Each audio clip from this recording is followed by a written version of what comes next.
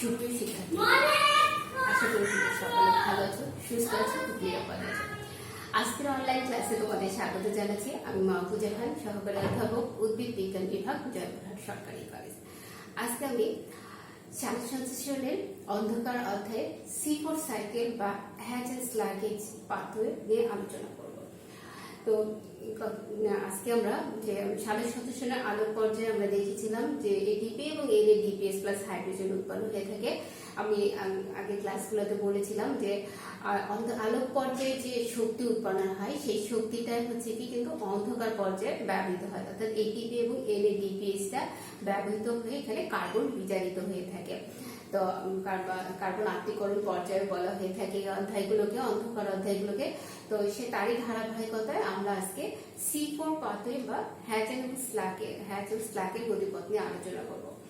তো বিজ্ঞানী হ্যাচ এবং স্লাগ, এমডি হ্যাচ এবং সিআর স্লাগ নামক দুজন বিজ্ঞানী আগ গাছের পাতার সালোকসংশ্লেষণ যে প্রক্রিয়াটা সেটা নিয়ে গবেষণা করার সময় সেখানে তারা দেখতে পান যে অন্য C3 সাইকেলে যে ধরনের পাথওয়ে রয়েছে এই আগ গাছে সেই ধরনের সাইকেলটা সম্পন্ন হয় না। অর্থাৎ আমরা C3 সাইকেল আমরা দেখতে পেয়েছিলাম যে কার্বন ডাই অ্যাকসেপ্টর, যেটা কার্বন ডাই অক্সাইড বায়ুমণ্ডলে কার্বন ডাই অক্সাইড গ্রহণ করে রাইবোজ 1,5-বিসফসফেট, কিন্তু এখানে ফসফোইনল পাইরুভিক অ্যাসিড হচ্ছে কার্বন ডাই অক্সাইডকে গ্রহণ করে থাকে। আর এখানে উৎপন্ন স্থায়ী পদার্থটা হচ্ছে 4 কার্বন বিশিষ্ট অক্সালো অ্যাসিটিক অ্যাসিড। অথচ আমরা C3 সাইকেলে দেখতে পেয়েছিলাম যে সেখানে যে প্রথম উৎপন্ন স্থায়ী পদার্থটা হচ্ছে কি 3-ফসফোগ্লিসারিক অ্যাসিড। তো এখানে উৎপন্ন হচ্ছে কার্বন ডাই অক্সাইড যে অ্যাকসেপ্টর সেটা গ্রহণ করতেছে হচ্ছে কি ফসফোইনল পাইরুভিক অ্যাসিড এবং উৎপন্ন করতেছে 4 কার্বন বিশিষ্ট অক্সালো অ্যাসিটিক অ্যাসিড। যার কারণে এইখানে প্রথম উৎপন্ন স্থায়ী পদার্থ 4 কার্বন বিশিষ্ট বলে এই হ্যাচ এবং স্লাগের যে পাথওয়েটা ওনার দুজন বিজ্ঞানী নাম অনুসারে এই সাইকেলটার নামকরণ করা হয়েছে হ্যাচ এবং স্লাগের পাথওয়ে।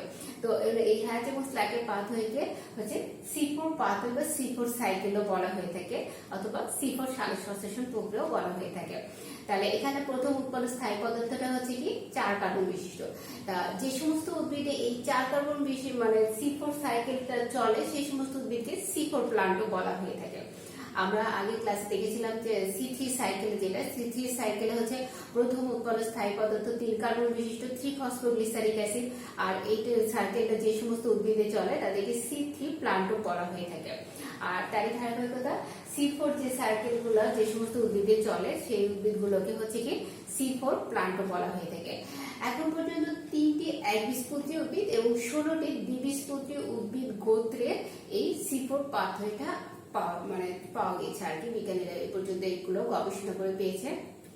আরেকটা কথা বলবো যে এই C4 পাথওয়ে যে সমস্ত উদ্ভিদে চলে সেই সমস্ত উদ্ভিদে কিন্তু C4 পাথওয়ে পাশাপাশি C3 সাইকেলও কিন্তু চালু থাকে। তো সালোকসংশ্লেষণ প্রক্রিয়া শর্করা উৎপন্ন করার যে ধারা প্রক্রিয়াটা সেটা কিন্তু C3 পাথওয়ের মাধ্যমে সম্পন্ন হয়ে থাকে। তাহলে C4 পাথওয়ে সম্পন্ন হয়, পাশাপাশি C3 পাথওয়ে তিনটা C3 এবং C4 দুটোই কিন্তু এই সাইকেল চলতে থাকে। তা এখানে আমরা আরেকটা জিনিস দেখবো যে এই C4 পাথওয়ে যখন চলে বা যে সমস্ত উদ্ভিদে C4 পাথওয়ে চলে সেই সমস্ত উদ্ভিদে 2 ধরনের ক্লোরোপ্লাস্ট দেখতে পাওয়া যায়। একটা হচ্ছে মেসোফিল ক্লোরোপ্লাস্ট, একটা হচ্ছে বান্ডল শীট ক্লোরোপ্লাস্ট। তো এই সমস্ত উদ্ভিদে হচ্ছে কি যে পরিবান্ডল গুচ্ছ বা পরিবহন টিস্যু যে থাকে, পরিবহন টিস্যুর চারিদিকে কয়েক স্তরযুক্ত মেসোফিল কোষের একটা স্তর দেখতে পাওয়া যায়, যে স্তরটাকে হচ্ছে বলা হয় ক্রান্স অ্যানাটমি। এই বিশেষ যে গঠনটা সেই গঠনটাকে বলা হয়েছে ক্রান্স অ্যানাটমি। সাধারণত যে C4 যে পাথওয়েটা চলে যে সমস্ত উদ্ভিদে সেই সমস্ত উদ্ভিদে এই বিশেষ ধরনের গঠনটা দেখা যায়। C3 পাথওয়ে যে সমস্ত উদ্ভিদে চলে সেই সমস্ত উদ্ভিদে এই বিশেষ ধরনের গঠনটা দেখা যায় না। তাহলে ক্রান্স অ্যানাটমি হচ্ছে C4 উদ্ভিদের একটা বিশেষ বৈশিষ্ট্য। ক্রান্স অ্যানাটমি দেখা যায় C4 প্লান্টে। C4 ক্রান্স অ্যানাটমিতে কি যে বান্ডল গুচ্ছ থাকে বা পরিবহন কলা গুচ্ছ থাকে, তার পাশে এক বা একাধিক স্তরযুক্ত মেসোফিল কোষের আরেকটা আলাদা লেয়ার দেখা যায়, আলাদা একটা লেয়ার, যেটাকে বলা হয় ক্রান্স অ্যানাটমি। তো এখানে আমরা 2 ধরনের ক্লোরোপ্লাস্ট দেখতে পেলাম, একটা হচ্ছে মেসোফিল ক্লোরোপ্লাস্ট, একটা হচ্ছে বান্ডল শীট ক্লোরোপ্লাস্ট। তো আমরা যদি C4 সাইকেলটা দেখি যে কিভাবে এটা সম্পন্ন হয়, তাহলে এখানে প্রথমে কি হয়, বায়ুমণ্ডলে যে কার্বন ডাই অক্সাইড, সেই কার্বন ডাই অক্সাইড একসেপ্টার হচ্ছে কি ফসফোইনল পাইরুভিক অ্যাসিড, পিইপি দিয়ে লিখেছি আমি। এই ফসফোইনল পাইরুভিক অ্যাসিডটা হচ্ছে কার্বন ডাই অক্সাইড একসেপ্টার। আর পাতার মেসোফিল কোষে তো পানি থাকে, পাতার যে কোষ থাকে পাতার নিতে পানি থাকে, তাহলে এই পানিটা কার্বন ডাই অক্সাইড এগুলো মিলে উৎপন্ন করে 4 কার্বন বিশিষ্ট অক্সালো অ্যাসিটিক অ্যাসিড, যেটা হচ্ছে কি প্রথম উৎপন্ন স্থায়ী পদার্থ, স্থায়ী যৌগ। এই কার্বন এখানে কার্বক্সিলেজ এনজাইমটা কাজ করে, এই ফসফোইনল পাইরুভেট কার্বক্সিলেজ এনজাইম কাজ করে উৎপন্ন করে অক্সালো অ্যাসিটিক অ্যাসিড। এই অক্সালো অ্যাসিটিক অ্যাসিডটা ডিহাইড্রোজেনেজ এনজাইমের উপস্থিতিতে এটা উৎপন্ন করে ম্যালিক অ্যাসিড, উৎপন্ন করছে কি ম্যালিক অ্যাসিড। তাহলে এই ম্যালিক অ্যাসিডটা হচ্ছে কি এই পর্যন্ত কিন্তু মেসোফিল ক্লোরোপ্লাস্টে সম্পন্ন হয়। এই যে বিক্রিয়া ফসফোইনল পাইরুভিক অ্যাসিড থেকে অক্সালো অ্যাসিটিক অ্যাসিড উৎপন্ন হচ্ছে, অক্সালো অ্যাসিটিক অ্যাসিড থেকে ম্যালিক অ্যাসিড উৎপন্ন হচ্ছে। এই বিক্রিয়াটুকু হয় হচ্ছে মেসোফিল ক্লোরোপ্লাস্টে। এরপরে এই বিক্রিয়াটা চলে যায় বান্ডল শিট ক্লোরোপ্লাস্ট, অর্থাৎ ম্যালিক অ্যাসিড মেসোফিল ক্লোরোপ্লাস্ট থেকে চলে যাচ্ছে হচ্ছে কি বান্ডল শিট ক্লোরোপ্লাস্টে। এই বান্ডল শিট ক্লোরোপ্লাস্টে আসার পর এখানে অক্সালো অ্যাসিটিক অ্যাসিড থেকে ম্যালিক অ্যাসিড উৎপন্ন হয় এবং সঙ্গে কার্বন ডাই অক্সাইড উৎপন্ন হয়। এই সবগুলো জিনিসই বান্ডল শিট ক্লোরোপ্লাস্টে চলে আসে।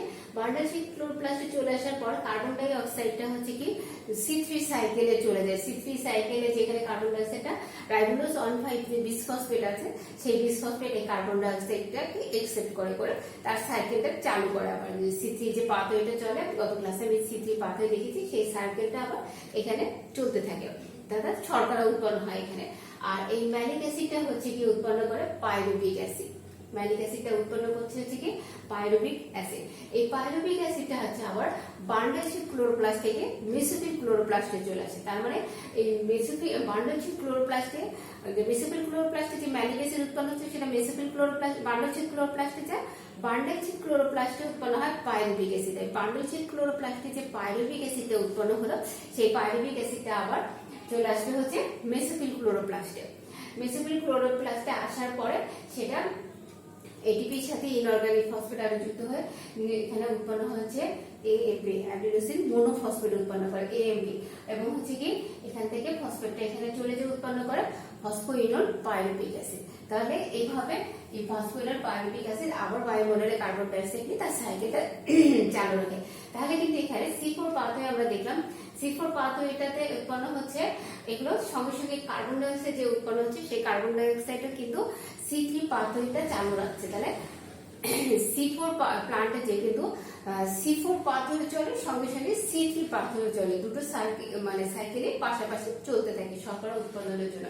তাহলে এইভাবে হচ্ছে C4 প্লান্টে হচ্ছে কি মানে বিশেষ কিছু প্লান্টে এই সাইকেলগুলো চলতে থাকে। তো আশা করি তোমরা সবাই বুঝতে পেরেছো C4 পাথওয়েটা। আর গত ক্লাসে আমি C3 পাথওয়েটা বুঝিয়েছিলাম, আশা করি সেটাও তোমরা একটু দেখে নিয়েছো, বই দেখলে বুঝতে পারবা ক্লাসের পরে। আর এই C4 পাথওয়েটাও দেখে নিবা, যেখানে একটা বিশেষ ধরনের গঠন থাকে যেটা C3 তে থাকে না, ট্রান্স অ্যানাটমি। এটা তোমাদের MCQ কোশ্চেন বা সংক্ষিপ্ত যে কোশ্চেন থাকে সেখানে ক্যান্সার অ্যানাটমি সম্পর্কে সংক্ষিপ্ত আলোচনা আসে। তো আজকে এই পর্যন্তই। তোমরা সবাই সকালে ভালো থাকো, সুস্থ থাকো, নিরাপদ। ধন্যবাদ।